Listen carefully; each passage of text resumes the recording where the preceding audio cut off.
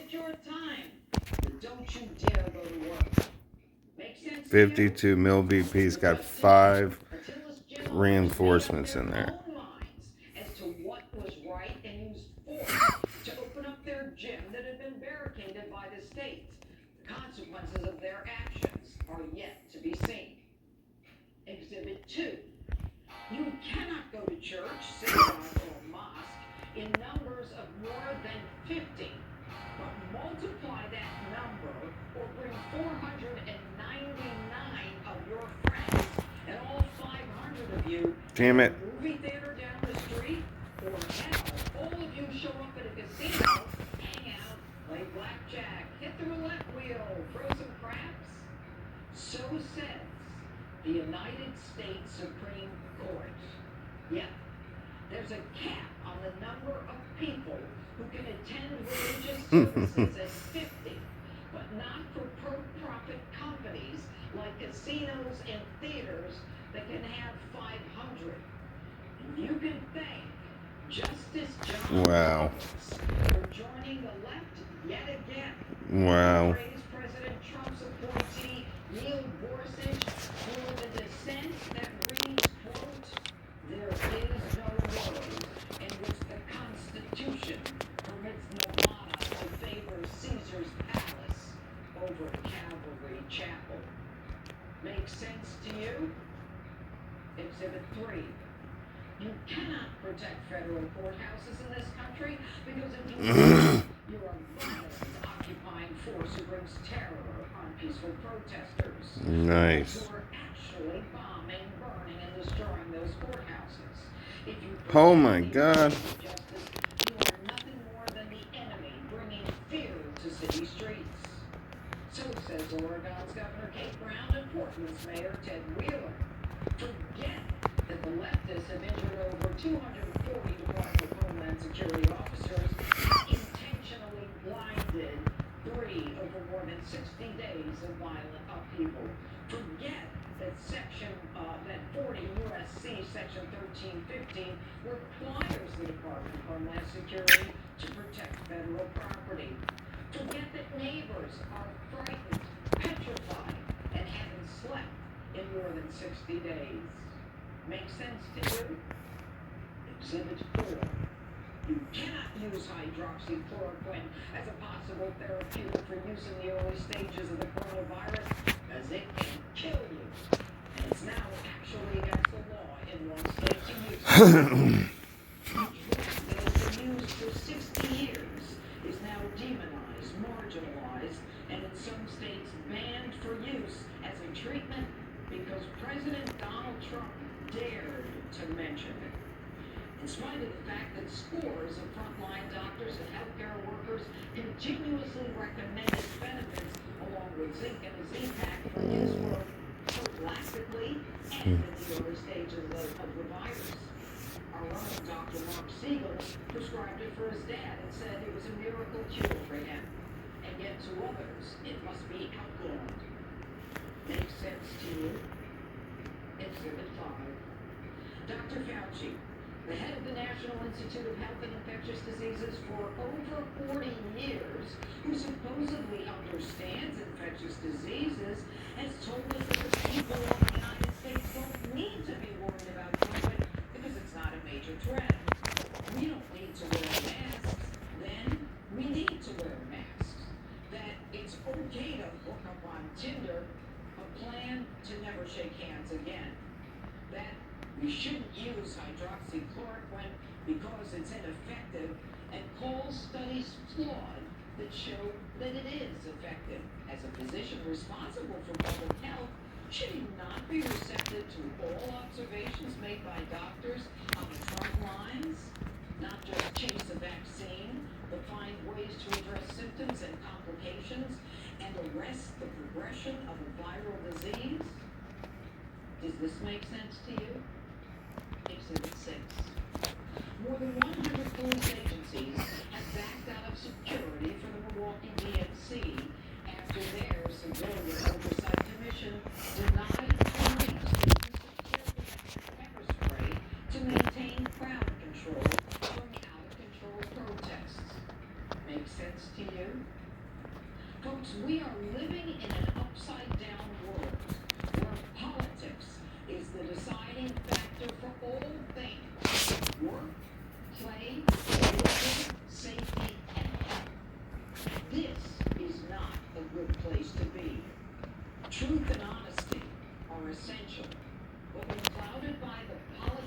lies. They are almost impossible to find. You have 93 days. If you like living like this, you can get more of the same with that guy hiding in the basement, Bunker Joe.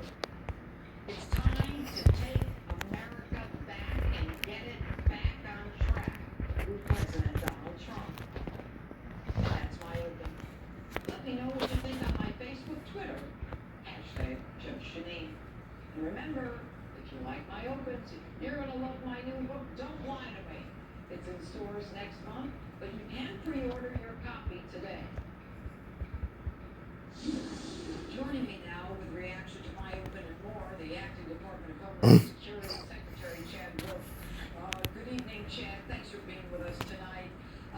It appears that things are quieting down in Portland now that the Oregon State Police are there.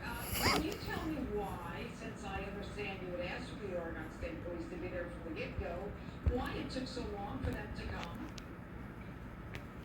Well, I think that's a great question. What we've been asking for is both the city and the state to do their job for over 60 days. Again, what we see is we've had over 245 different injuries to law enforcement officers that could have been prevented had they done their job like every other responsible city in the country has done. When they partner with federal, state, and local law enforcement partners, they can get the job done.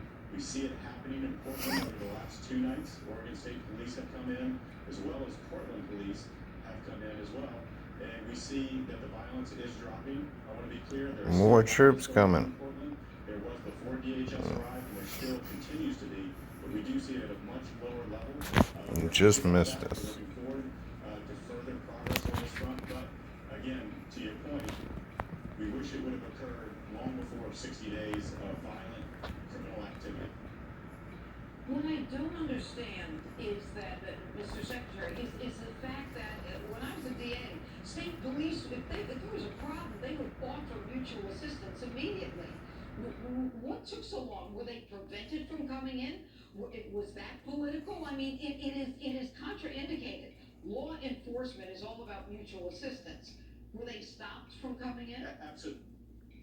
Absolutely, and we see that mutual assistance across the country. In Portland, there's an environment that is fostered there, starting with the mayor, as well as other local leaders. And if you back up to 2018, we had an ICE facility, DHS ICE facility, that was laid siege to for over 28 days, where the local police did not help our employees get in and out of that building, and we had to send in federal law enforcement officers. So there's an environment in Portland. I understand that. We're not talking about peaceful protesting. The department supports that. We're talking about violent criminals directing violent activity towards the courthouse.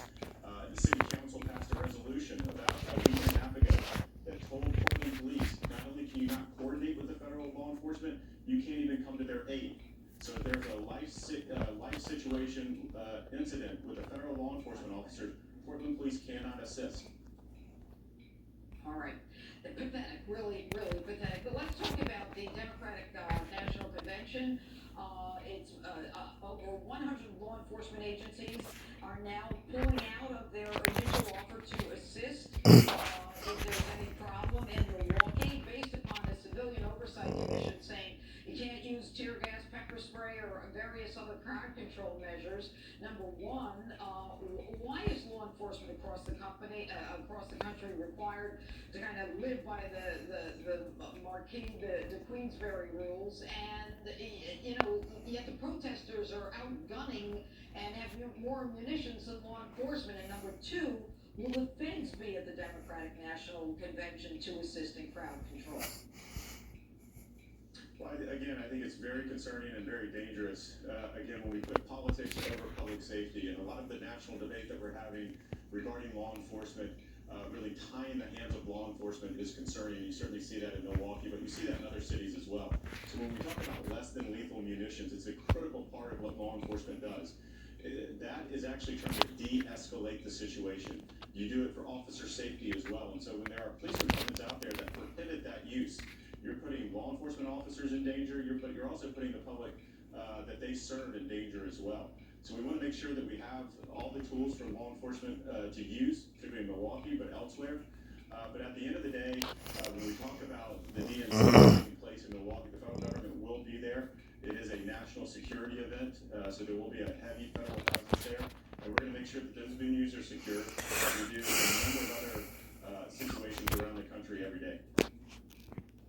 right. I understand that there are over 9,000 federal facilities in the United States. Do you expect to see more Portlands? Well, we hope not. What we see across the country is a good partnership with state and local law enforcement. But what we will do, what we continue to do, and what we have done over the past several weeks is if we get specific intelligence that a federal facility is being targeted, we're going to make sure that we have the resources there to protect that facility and local law enforcement. We've done that in Seattle recently, and we'll continue to do that in other cities when we get specific information. And of course, we're still in Portland. I want to make sure that folks understand that DHS will remain in Portland until we can be assured that that courthouse is safe and secure night after night. That is our protective service, as you indicated, protects over almost 9,000 facilities, and they will continue to protect the federal courthouse in Portland as they have since 1997. All right. Well, I'm going to ask you one last question, and I have 10 seconds. They asked the feds to clean the graffiti off the courthouse. Did you guys agree to do that? The graffiti that the anarchists put there. I'll keep chugging along. Thanks for watching, guys.